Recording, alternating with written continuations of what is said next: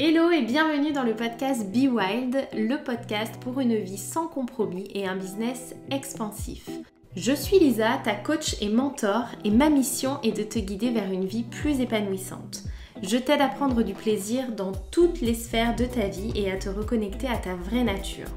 Et parce que toutes les femmes ont un côté sauvage, je t'amène à réveiller la Wild Woman en toi et à oser être, dire et faire ce que tu veux en toutes circonstances. Je te donne rendez-vous chaque vendredi sur ce podcast et en attendant, je te souhaite une bonne écoute. Hello et bienvenue dans un nouveau podcast. Aujourd'hui, on va parler de développement personnel, de spiritualité et de divin. Voilà, on va parler de ces trois plans-là. J'avais très envie de faire un live sur le sujet, je me suis dit qu'un podcast ça restait et ça allait être pas mal puisque je sais pas si j'ai intégré quelque chose, j'en sais rien. Peut-être que vous allez écouter le podcast et vous allez dire mais elle est bête ou quoi? On le savait déjà. Mais je trouve qu'il y a une confusion. En fait, je trouve qu'il y a une confusion générale entre ce qu'est le développement personnel, ce qu'est le coaching, ce qu'est la spiritualité, ce qu'est le divin. Enfin, on a vraiment un mix de tout ça qui se mélange, où on ne sait pas trop dans quelle case mettre quoi. Alors on adore les cases, donc on ne sait pas trop dans quelle case mettre ça, donc on a tout mis au même endroit en fait. Finalement, coaching, développement personnel c'est pareil, spiritualité et divin c'est pareil, et puis finalement coaching, spiritualité, allez hop, tout pareil, on met tout au même endroit. Et c'est pas tellement ma vision en fait. Et j'avais envie de vous partager ma vision, comme je le fais toujours sur ce podcast. Vous êtes d'accord, vous n'êtes pas d'accord, vous avez le droit des deux. Tout le monde a le droit d'avoir son avis. Mais je trouve que c'est pas tout à fait la même chose. Et je me suis du coup posé la question de pourquoi je trouvais que c'était pas la même chose et du coup, qu'est-ce que je mettais dans quoi finalement. Pour moi, le développement personnel, c'est vraiment le point de départ déjà. Du développement personnel, pour moi, on en fait toute notre vie à travers différentes choses. Mais pour moi, c'est avant tout le point de départ. Si vous remontez au premier truc qui vous a amené à être ici, à m'écouter parler de tous les sujets que j'aborde en podcast ou à devenir une accompagnante, une coach, etc., si vous vous remémorez quel a été le point de départ, potentiellement, il y a un livre de développement personnel à un moment donné qui a eu un rôle à jouer. Espèce de truc de j'ai lu tel bouquin et j'ai eu une prise de conscience. Ça commence souvent comme ça. Le développement personnel pour moi c'est quelque chose qui a été largement généralisé et c'est une bonne chose que ça ait été largement généralisé puisqu'aujourd'hui tout le monde a accès au rayon développement personnel à la FNAC. Tout le monde a accès à des livres qui parlent de développement personnel. Tout le monde a accès à des livres, à des contenus gratuits sur internet qui parlent de confiance en soi, d'estime de soi, etc. etc. Bon, encore faut-il pratiquer ce qu'on lit. Lire ne suffit pas, hein, on le sait, il faut passer à l'action. C'est un peu ça le problème avec tout ça, c'est que beaucoup de gens lisent des livres de développement personnel mais ne passent pas à l'action. Et donc il ne se passe rien et donc ils trouvent que le dev perso, ça sert à rien, c'est de la connerie, c'est de l'arnaque, on est des charlatans, ça n'a aucune utilité. Mais pour moi, le développement personnel, c'est le point d'entrée. C'est le point de départ et c'est un point de départ qui est important et qu'il ne faut pas négliger. Et ça va finalement nous suivre toute notre vie. Parce que toute notre vie, on va chercher à se développer personnellement. On va chercher à avancer par différents moyens. Et on va du coup constamment travailler notre développement personnel. Sauf qu'à un moment donné, notre développement personnel, on ne le travaille plus au même niveau. On va le travailler à un autre niveau.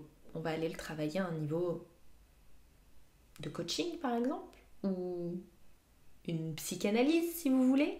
Peu importe, en tout cas on va avoir une pratique différente.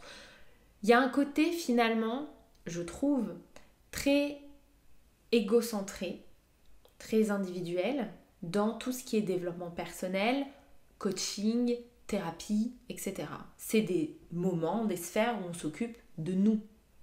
On s'occupe de nous. On revient à nous. Et pour moi, c'est la première étape et c'est essentiel. C'est pour ça que je vous dis, le développement personnel, c'est la porte d'entrée en réalité. C'est je m'occupe de moi. Je reviens à moi, à mes besoins, à qui je suis, au sens de ma vie, à ma mission de vie, au sens profond, à ma confiance. Je me déconstruis, je me reconstruis. C'est très très égocentré, c'est très individuel et c'est très nécessaire.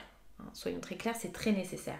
Puisque on le sait, on nous l'apprend, on nous le dit dans l'avion, quand on prend l'avion, quand on pourra reprendre l'avion un jour, on nous le dit constamment, d'abord soi, on met le masque et ensuite on s'occupe des autres. Donc ça paraît logique qu'en développement personnel, ça soit la même chose et qu'on s'occupe d'abord de nous, on s'occupe d'abord de qui on est, de ce qu'on ressent, de ce qu'on veut faire, de ce qu'on veut transmettre.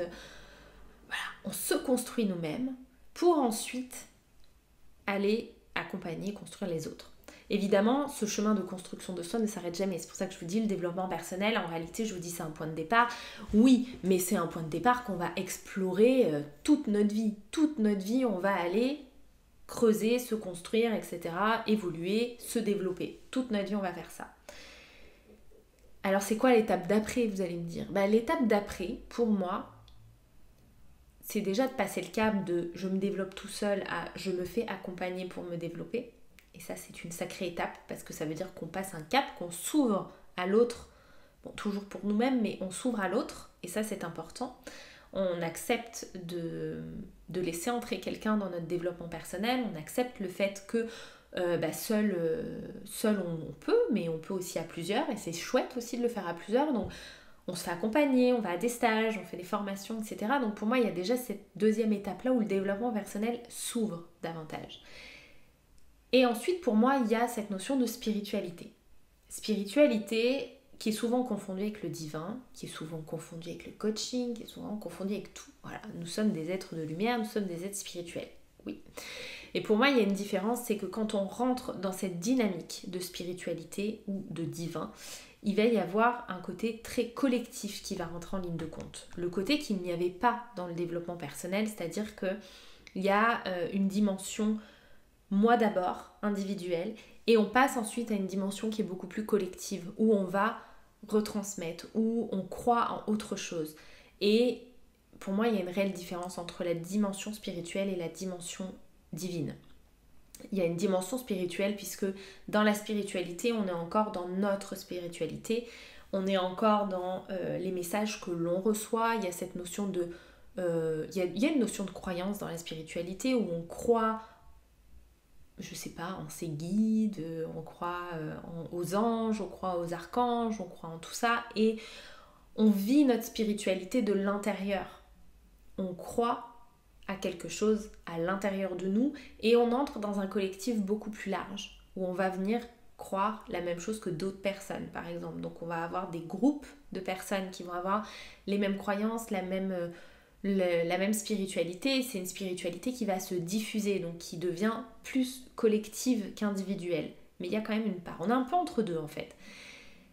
Et pour moi, il y a la sphère divine qui vient au-dessus de tout ça et qui là pour le coup est vraiment tournée vers le collectif. C'est-à-dire qu'on admet presque, je vous schématise, on admet presque que finalement l'être humain incarné qu'on est, bon, il existe, on est incarné, on est là pour faire quelque chose sur cette planète, ok, mais qu'en fait ce qui compte c'est le tout. C'est le tout, c'est tout le monde, c'est le collectif, c'est le tout. Pour moi, la notion de divine, c'est ça. Peu importe le Dieu, peu importe l'univers, ce que vous voulez en fait. L'univers, c'est pareil, c'est divin en soi. Peu importe ce en quoi vous choisissez de croire, peu importe si vous croyez ou si vous ne croyez pas, il y a un moment, l'espace divin, c'est un tout. Et c'est accepter que l'être humain fait partie d'un tout. Donc on passe de je m'occupe que de moi, je me mets en priorité et je suis sur un espèce de... Je vous grossis le trait sur un piédestal, mais en tout cas, je suis ma priorité et je suis mon tout, je ne m'occupe que de moi pour me développer, évoluer, prendre confiance, etc. Je commence à partager, je partage davantage et finalement, je fais partie d'un tout et je ne suis que le petit point au milieu d'un tout. Et ce qui compte, c'est le tout. Donc pour moi, il n'y a pas d'amalgame en fait à faire entre tout ça, c'est une suite logique.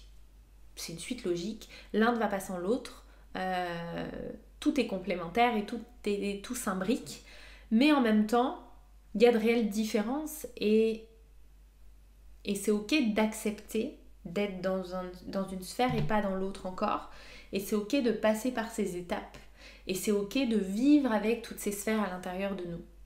C'est ok de parfois être dans notre développement personnel parce que c'est nécessaire. Et de revenir à nous et de faire de nous notre priorité. Et parfois, c'est nécessaire de faire partie du tout et de considérer le tout comme plus important que nous-mêmes. Donc il y a toujours des dualités, il n'y a pas de noir ou de blanc, il n'y a pas de juste ou de faux, il n'y a pas de vérité et de fausseté. Ça n'existe pas en fait, il y a un mélange de tout ça. Et notre vie est constamment un mélange de tout ça. De qui on est, de ce qu'on fait, de nos croyances, de ce qu'on dit, de ce en quoi on croit, de ce en quoi on ne croit pas, de ce qui nous déçoit, de ce qui nous anime. C'est un mélange de tout ça, c'est nos parts de lumière, nos parts d'ombre. On imbrique tout ça, on en fait un mélange profond. Donc j'avais envie de vous faire ce podcast pour vous partager simplement, donc ça va être un podcast assez court, ma vision du développement personnel, de la spiritualité et du divin, ma vision de cette dimension individuelle et de cette dimension collective. Et j'avais envie aussi de ramener ce côté de tout est juste. C'est ce que je vous disais à l'instant. Et je crois que c'est le plus important de ce podcast, c'est tout est juste en fait. Que je sois dans mon développement personnel et que je sois ma priorité, ou que je sois dans un tout et que je ne sois pas ma priorité. Tout est juste et pour moi on navigue constamment entre les deux. Absolument constamment entre les deux. Et les deux s'imbriquent. C'est-à-dire que quand je travaille et que je me fais coacher, je suis ma priorité. Et je suis dans mon propre développement personnel. Quand je me forme, j'apprends des choses, je suis dans mon développement personnel. Et quand je transmets quelque chose, je suis dans le tout. Je ne suis pas moi ma priorité c'est le tout, c'est de diffuser au maximum. Donc je suis dans ma spiritualité ou dans le divin, ça dépend, mais je suis dans le tout. Et je suis en train de travailler pour le collectif. Ça ne m'empêche pas que quand je retransmets quelque chose, j'ai une compréhension qui se fait en moi et du coup ça me développe aussi, en fait ça se répond, ça me développe aussi. Mais ce serait dommage de tout mettre dans le même panier en fait. Et je trouve que c'est pas à mettre tout dans le même panier. Tous les coachs ne sont pas spirituels, tous les thérapeutes ne sont pas spirituels. Tous les coachs ne se développent pas personnellement, malheureusement, j'ai envie de dire. C'est important d'accepter toutes ces parts en fait. C'est purement et simplement des parts de nous qu'il est important de voir, de reconnaître, d'accepter, de vivre et d'expérimenter comme on pourrait le faire pour toute autre chose, pour chacune de nos qualités, pour chacun de nos défauts.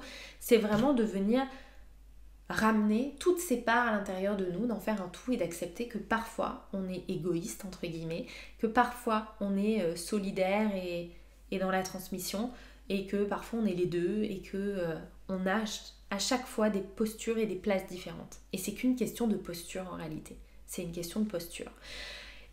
Ce qui m'a donné envie de faire cette vidéo, c'est une vidéo qu'avait fait Héloïse Monchablon où elle disait le développement personnel est-il égoïste. Je crois qu'elle avait fait un post aussi sur le sujet et à l'époque ça m'avait interpellée. Je me suis dit bah non, le développement personnel c'est pas égoïste, mais en soi si c'est individuel, un développement personnel c'est individuel, on le fait pour nous avant tout, on le fait pour nous et oui c'est notre façon d'avoir un impact sur le monde après, mais au départ le développement personnel il est égocentré, on le fait pour nous, personnellement, individuellement, sans avoir d'attente sur ce que ça apportera aux autres. C'est après qu'on voit que plus on se développe, plus les autres à côté de nous se développent aussi naturellement et que du coup, en se développant nous-mêmes, on peut en avoir un impact sur le monde. Et donc on passe de je suis ma priorité à je fais partie d'un tout et je rayonne. Voilà pour ce podcast. J'espère que le sujet vous parle, vous plaît. Partagez-moi en commentaire, en MP, en story, en ce que vous voulez, votre point de vue sur le sujet, votre vision des choses, comment vous définiriez tout ça, ce en quoi vous croyez, comment vous l'expérimentez. Ça m'intéresse vraiment d'avoir la conversation, le débat avec vous. Donc je vous invite à partager avec moi votre vision des choses et encore une fois, comme chaque semaine, je vous remercie d'avoir écouté ce podcast, de le partager si vous a plu, de le liker, de mettre des étoiles sur iTunes, sur SoundCloud, tout ça, parce que c'est ce qui permet au podcast de se faire connaître et d'être diffusé plus largement. Et voilà, je vous dis merci et je vous retrouve la semaine prochaine pour un nouvel épisode.